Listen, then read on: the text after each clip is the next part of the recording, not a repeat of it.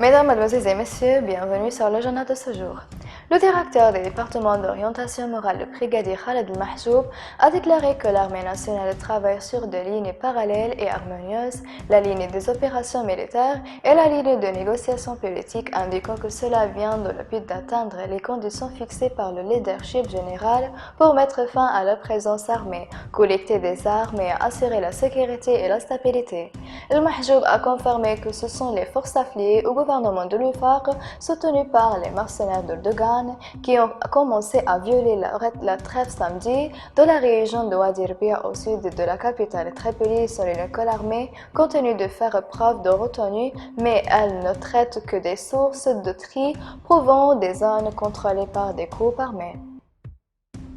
Le bureau des médias de la salle des opérations El Karama, dont les forces armées a annoncé la blessure de 4 cas de mercenaires syriens que le bureau avait qualifiés de graves. Le bureau a précédemment annoncé que les mercenaires syriens violaient des citoyens dans les zones du projet et les privaient de leurs besoins tels que des téléphones portables, de l'argent, en passant par leurs portes de la région. Le centre a souligné que les milices de l'UFAQ ont placé l'hôpital Rout Shaal sous haute garde après l'arrivée de ces mercenaires, de part de photographier ou de divulguer leurs vidéos aux médias.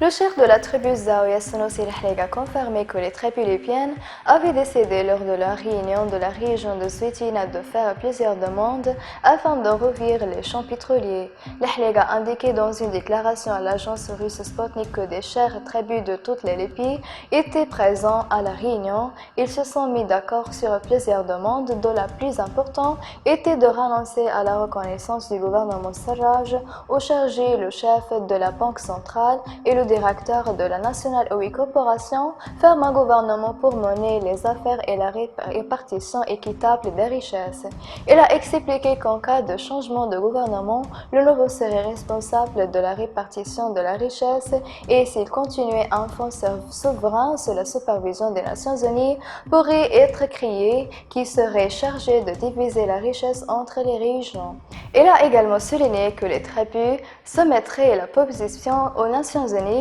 pour être sous sa supervision car il y aurait un organisme supervisé la distribution des revenus pétroliers de manière administrative disciplinée.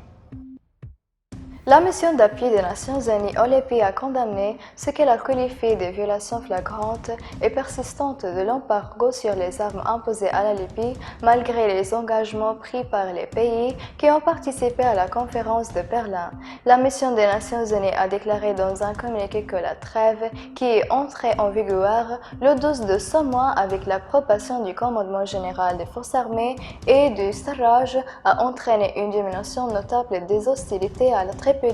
et a donné le temps les civils et à la capitale qui en avaient désespérément besoin. L'envoyé des Nations Unies OLEPI Hassan Salama avait confirmé dans une interview à la France 24 que les Nations Unies avaient surveillé l'arrivée de militants de Syriens OLEPI, tandis que le président turc Erdogan a confirmé l'envoi d'experts militaires pour aider les milices du gouvernement de réconciliation. Mesdames et messieurs, merci pour votre attention et au revoir.